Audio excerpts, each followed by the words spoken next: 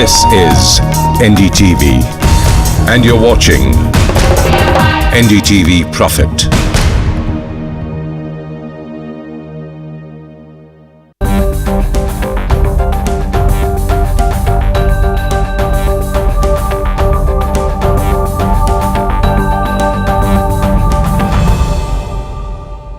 Welcome to this very special show on NASSCOM's Social Innovation Honours 2013. I'm Shweta Rajpal-Kohli, and with me here on the show, Mohit Thukral, Senior Vice President of Genpact, and Genpact's been associated with this event right from its inception. Thanks so much, Mohit, for being with us here on the show. Thank you. Welcome. Let's first take a look at what NASSCOM's Social Innovation Honours are all about.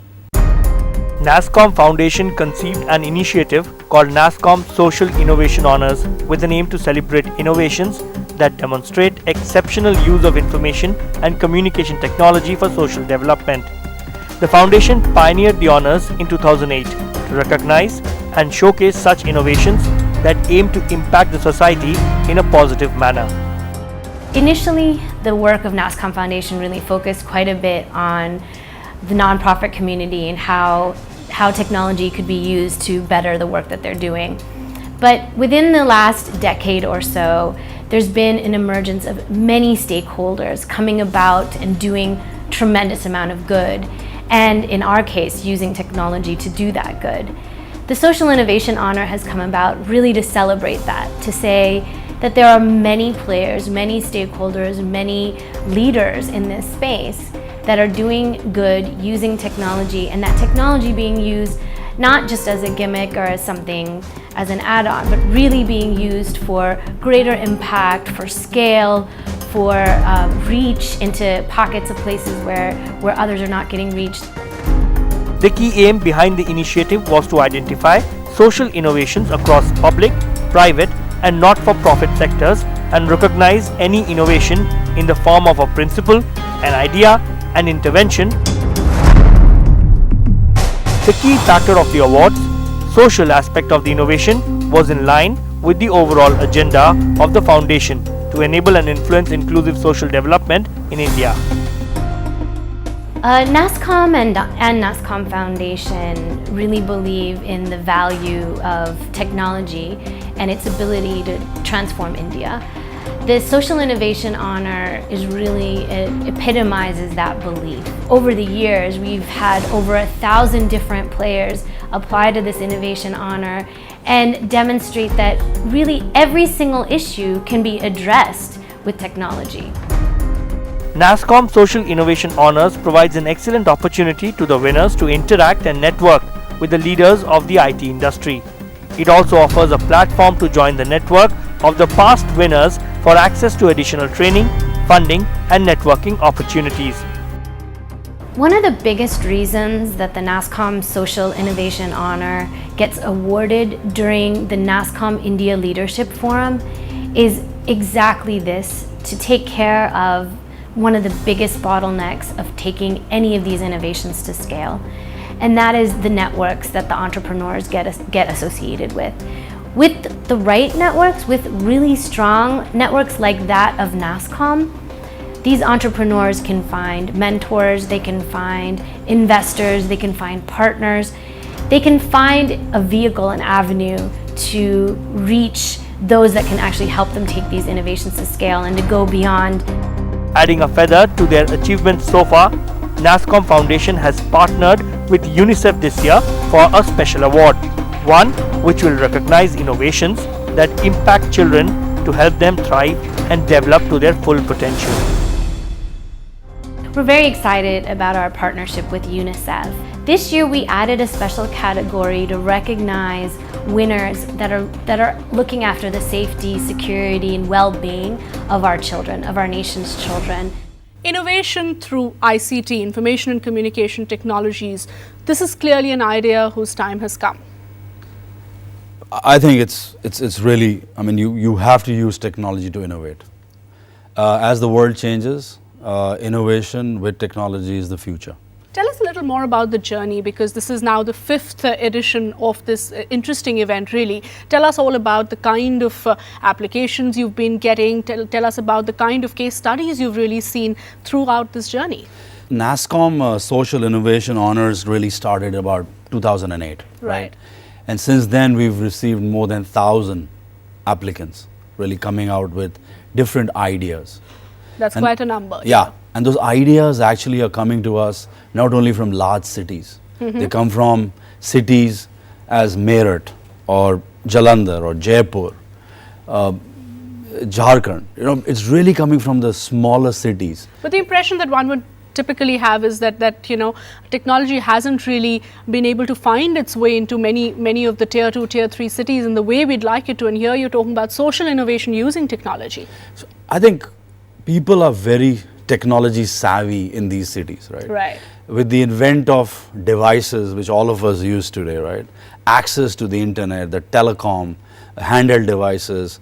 I think people are now, it's reaching to, different corners of our country. And as that happens, people are now thinking about innovating using technology, right?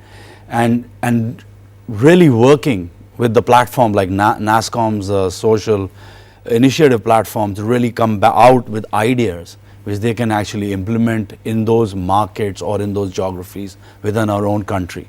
So the ideas are not really looking at the big bang which could happen in big cities, but the ideas are there which could help a lot of the stuff we do in smaller cities and in rural India. And it's really all about bringing about inclusive growth with some of these. And that's what's actually absolutely fascinating, Mohit, because what we're saying now is not just using technology to set up another .com. You're talking about using technology for social innovation.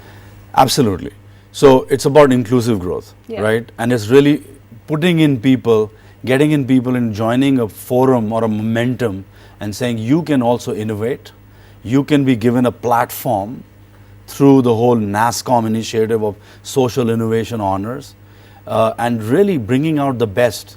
And actually what it does is when you look at some of the areas where people have innovated in this space, it really is touching a lot of lives in those communities, right? And we'll talk a little bit about later Right. about some of these initiatives which have come through over the last few years, which NASSCOM has rewarded as part of the foundation. Right. In fact, why don't we start with that? Why don't we take a look at some of those who've actually won these honors, people who've come up with just brilliant ideas to bring about social innovation. We start by talking about eHealth Point. Let's take a look. Amit Jain noticed a problem that everyone did, but no one had a solution. He first reached out to villagers with safe drinking water for a mere 75 rupees a month. For those who wanted lesser, 10 paise a litre was all that he wanted. In terms of clean drinking water, we purify the water, which is the raw water or the feed water, and make it clear of any kind of contamination, largely the chemical contamination, because that is something which does not go away with boiling or by conventional measures. And then we provide generally that clean water at around 75 rupees a month for a household, which is less than half a day wages as per the prevailing rates, and close to 500,000 people accessing clean water through our efforts. Next, it was the turn of basic healthcare. eHealth Point provides a unique service for villagers where the urban doctors are connected to rural population to meet their basic needs. We provide healthcare which has three components. One is the telemedicine consultation, which we provide through doctors, both the general physicians and specialists, which are located in urban areas, and we provide the consultation to folks who are in rural areas at our health point centers. This is enabled by a broadband video, which is pretty much there in most of rural India now, and we should make more and more use of that. The second component in healthcare is providing pharmacy goods, which is drugs and medicines, which we endeavor to provide at more than 50% price off in most categories. And this is enabled by a good degree of supply chain management, efficient supply chain management, and sourcing and providing generic drugs, as we see. And the third component is providing reliable, consistent diagnostics at much lower than market prices, and ensuring that these are available at the doorstep of villagers whom we serve. eHealth Point has helped villagers with 30,000 consultations, 15,000 diagnostics, and access to safe drinking water for 5 lakh rural people, 60% of who are women and children.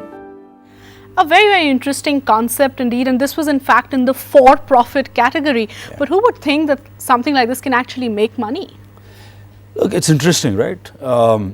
When you look at what eHealth Point did, It's all about innovating in rural India, right? Right. And look at healthcare. Healthcare is a big need in our country, right? Access to doctors, access to medical care, access to information about, even prescriptions and diagnosis of whether it's a blood test or whatever. People in smaller towns or villages, they now have access to that. So look at, you're taking healthcare, which is such a big agenda even with the government today, of taking healthcare to the rural part of India, and it's a big initiative by even the government of India.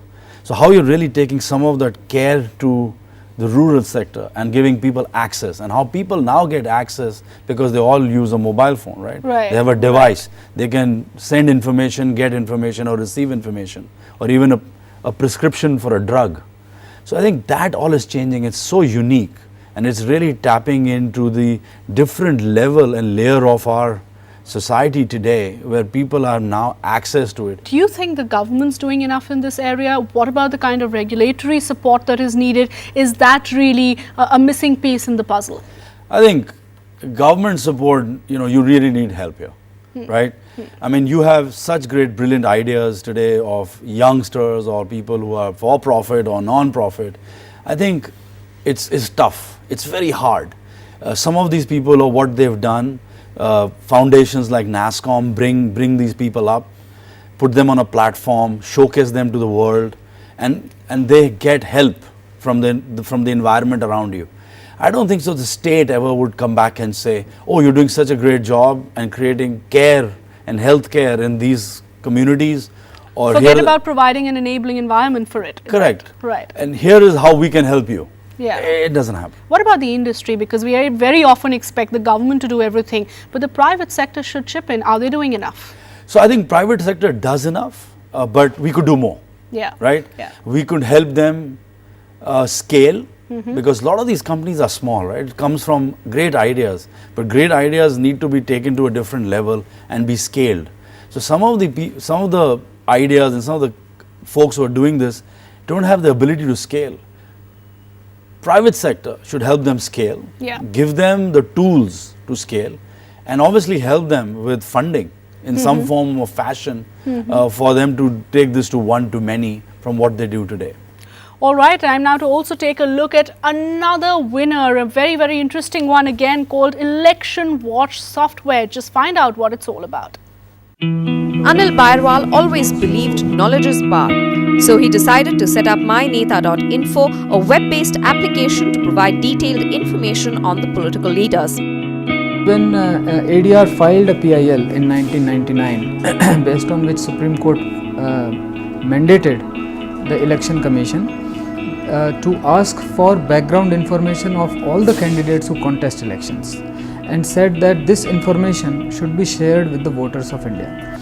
So when we won that PIL and when the Supreme Court gave the judgment, after that the question was, the Supreme Court has given the judgment, Election Commission has instituted the format, but how do we take this information to people? The software has inbuilt checks to help maximize the authenticity of data.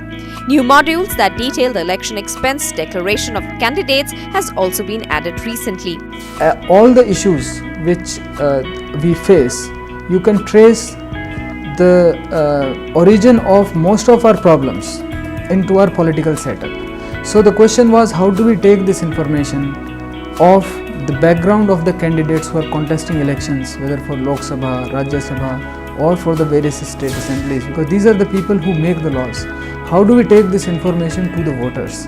And that is when this idea of Election Watch software came in. If you give incorrect information about a candidate to the voters, and for some reason if the voter loses, this is very critical information. So